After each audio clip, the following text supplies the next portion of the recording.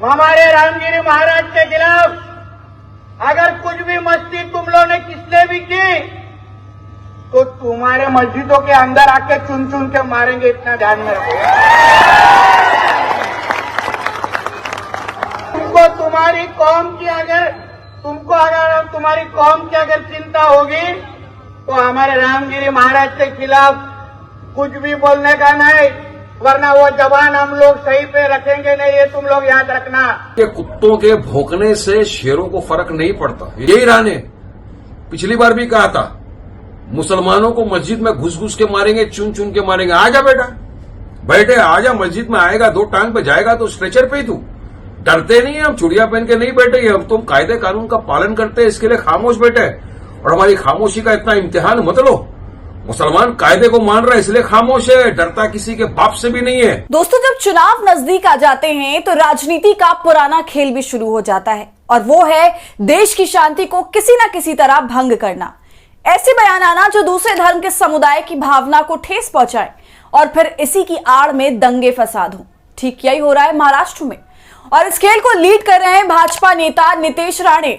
नितेश राणे पिछले साल से लगातार कुछ ना कुछ विवादित बयान देते चले आ रहे हैं, और वो विवादित बयान ऐसे होते हैं जैसे कोई सड़क छाप गुंडा मवाली बोल रहा हो। एक नेता का इस तरह का बयान देना कि चुन चुन के मारेंगे, मस्जिद में घुसकर मारेंगे, पुलिस को छुट्टी दे दो फिर हिंदू अपनी ताकत दिखाएगा, जो ओवैसी की जुबान काट कर लाएगा मैं उसको इनाम दूंगा। ये बयान साफ भाजपा नेता की नीयत को दर्शा रहा है कि वो जनता को भड़का रहे हैं ताकि देश की शांति भंग हो, धर्म के नाम पर लोग एक दूसरे को मारे काटें और अंत में लोगों को वरगला कर ये अपना फायदा उठाएं ताकि इनके वोट बैंक में बढ़ोतरी हो सके। नितेश राणे के इन्हीं विवादित बयानों पर अब वारिस पठान का भी पलटवार आया है। तो क्या कुछ कहा नितेश राणे ने और इसके जवाब में वारिस पठान ने क्या बोला, बताएंगे आपको आगे इस वीडियो में, तो वीडियो को अंत तक जरूर देखिए। नमस्कार, आदाब, आप देख रहे हैं खबर अड्डा और मैं हूं आपके साथ सुम्बुलीरम। लड़ाई झगड़ा, दंगा फसाद, भड़काऊ बयान, इल्जाम मढ़ना, बदला लेने की बात करना, धर्म के नाम पर लोगों को वरगलाना और अपने फायदे के लिए जनता को भड़काकर उन्हें आपस में लड़वाना, ये सारी बातें और एलिमेंट्स भाजपा की पहचान होती जा रही है, क्योंकि भारतीय जनता पार्टी के मैक्सिमम नेता इसी तरह की पिच पर बैटिंग करते हैं। डिसेंसी नाम की तो भाई चीज ही नहीं है। खुद के बच्चों को तो विदेश भेज देते हैं पढ़ने के लिए और इस देश के बच्चों को आपस में लड़वाते हैं। दोस्तों, रात इंदौरी का एक शेर है, सरहदों पर बहुत तनाव है क्या, कुछ पता करो कहीं चुनाव है क्या।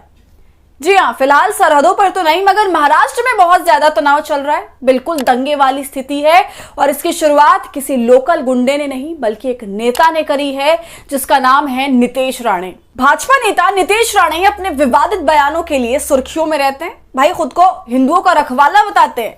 दरअसल बीते दिनों महाराष्ट्र और अन्य राज्यों के कुछ शहरों में गणपति विसर्जन के दौरान हिंसक घटनाएं देखने को मिली। इन्हीं घटनाओं को लेकर महाराष्ट्र के सांगली में नितेश राणे ने एक सभा के दौरान प्रतिक्रिया दी। राणे ने सभा में कहा कि पुलिस वालों को 24 घंटे की छुट्टी दे दो, उसके बाद तुम अपनी ताकत दिखाना और हम हमारी ताकत दिखाने के लिए मैदान में उतरेंगे। फिर हमें भी देखना है कि उस दिन के बाद दूसरे सुबह हिंदू दिखते हैं कि मुसलमान दिखते हैं। बीजेपी नेता ने मुसलमानों से कहा कि तुम्हारी मस्जिदों में चुन चुन कर मारेंगे। पहले आप वो वीडियो देखिए। नहीं तो बोलते ये तो मराठी में बोल के गया, मेरे को कुछ समझा ही नहीं, इसलिए तेरे को जो भाषा में समझता है ना वो भाषा में धमकी देके जा रहा हूं। हमारे रामगिरी महाराज के खिलाफ अगर कुछ भी मस्ती तुम लोगों ने किसने भी की तो तुम्हारे मस्जिदों के अंदर आके चुन चुन के मारेंगे, इतना ध्यान में रखो।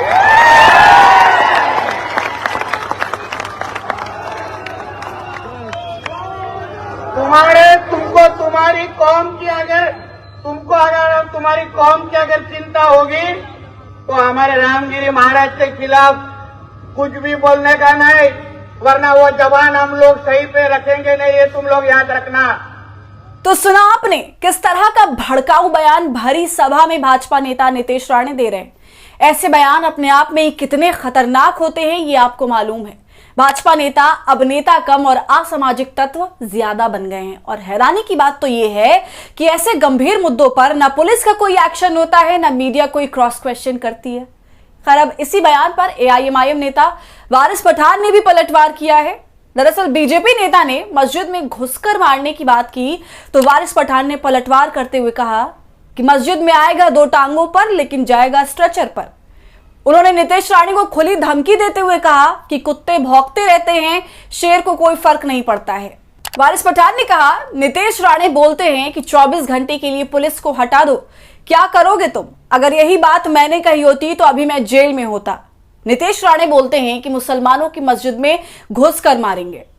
सुनिए वारिस पठान ने क्या कुछ कहा। इस पर आपका क्या कहना है? देखिए, कुत्तों के भौंकने से शेरों को फर्क नहीं पड़ता, इनको आदत हो गई है। आए दिन इस तरह की अनाप शनाप बकवासबाजी करते रहते हैं। मैं पहले से कह रहा हूं, आज फिर बोल रहा हूं, ये भाजपा महाराष्ट्र के चुनाव के पहले महाराष्ट्र राज्य का वातावरण खराब करना चाहती है। ये दंगा फसाद चाहती है, ये चाहती है किसी भी तरह से सांप्रदायिक तनाव पैदा करे, क्योंकि इनको पता है डेवलपमेंट विकास के नाम पे टोटल फेल हो चुके, इसलिए आए दिन इस जैसे लोगों को भेजते। पहले भी रामगिरी ने हमारे हुजूर मोहम्मद मुस्तफा सल्लल्लाहु अलैहि वसल्लम की शान में गुस्ताखी की, हमने एफआईआर किया, एहतजाज किया, लेकिन आज तक उसको अरेस्ट नहीं करते। यहां तक कि महाराष्ट्र के मुख्यमंत्री शिंदे जी कहते हैं कि इसका बाल बाका नहीं होने देंगे। अरे इससे दिलों को ठेस पहुंचाइए दुनिया भर के मुसलमानों को, आप उसका कुछ नहीं करते। यही राणे पिछली बार भी कहा था, मुसलमानों को मस्जिद में घुस घुस के मारेंगे, चुन चुन के मारेंगे। आजा बेटा, बैठे आजा, मस्जिद में आएगा, 2 टांग पे जाएगा तो स्ट्रेचर पे ही तू। डरते नहीं है, हम चुड़िया पहन के नहीं बैठे, हम तुम कायदे कानून का पालन करते हैं, इसके लिए खामोश बैठे। और हमारी खामोशी का इतना इम्तिहान मत लो। मुसलमान कायदे को मान रहा है इसलिए खामोश है, डरता किसी के बाप से भी नहीं है। और ये भी क्या कहा, 24 घंटे के लिए पुलिस को हटा दो, हम दिखा देंगे कौन बड़ा है छोटा है। हाँ, ये अल्फाज अगर वारिस पठान बोला होता तो अब तक मुझे उठा के जेल में डाल देते। अब इनके खिलाफ कब कार्रवाई की जाएगी? कब इनको सलाखों के पीछे डाला जाएगा? क्या ये सुप्रीम कोर्ट के हिसाब से हेट स्पीच नहीं है? मैं पूछना चाहता हूं कि मुंबई महाराष्ट्र की पुलिस को किसने रोका है इनके खिलाफ? क्या मजबूरी है? क्यों इसको हिरासत में नहीं लिया जाता? क्यों ऐसों को छोड़ दिया है? खुली फिजाओं में जाओ, अनाप शनाप बको मुसलमानों के खिलाफ। तो ये चाहते हैं कि महाराष्ट्र का वातावरण बिगड़े, इस तरह इसलिए बीजेपी इस तरह की ऊंची हरकत पे उतर आई है। हम चाहेंगे कि महाराष्ट्र की डीजीपी, चीफ मिनिस्टर संज्ञान ले इस बात का और फौरी तौर से इसके ऊपर कार्रवाई करो, इसको उठा के जेल में डालो, वरना पूरी तरह से महाराष्ट्र के अंदर हिंसा फैलाने की काम कर रहे हैं ये लोग। क्या करेगा 24 घंटे के अंदर? पुलिस को उठा के सबको मार डालेंगे। आओ मार डालो। हाँ, क्या समझते तुम हम लोगों को? ये बंद करो बकवासबाजी तुम्हारी।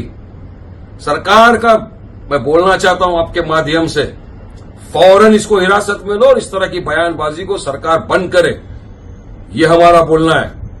तो वारिस पठान साफ कह रहे हैं कि भाजपा दंगे कराना चाहती है और वाकई नीतीश राणे के भड़काऊ बयानों से तो यही प्रतीत होता है। तो आज के वक्त में किसी पार्टी विशेष के नेता से तमीज और आपसी मेलजोल के बोल एक्सपेक्ट करना तो अब भाई नासमझी होगी। और इस पूरे मामले में ये सवाल उठना तो लाजमी है कि भाजपा खुद इस मुद्दे पर क्या एक्शन लेती है। क्या इस तरह की बातें भरी सभा में बोलना जायज है? कब बीजेपी ऐसे नफरती कीड़ों को सजा देगी जो समाज के लिए ना सिर्फ गंद है बल्कि अपने बयानों के जरिए देश को तोड़ना चाहते हैं, देश के एक बड़े हिस्से में आग लगाने चाहते हैं? तो आपका इस पूरे मुद्दे पर क्या है कहना, हमें कमेंट कर जरूर बताइए। वीडियो पसंद आई हो तो इसे लाइक और शेयर करें और हमारी पत्रकारिता को बरकरार रखने के लिए YouTube पर खबर अड्डा को सब्सक्राइब कर लें।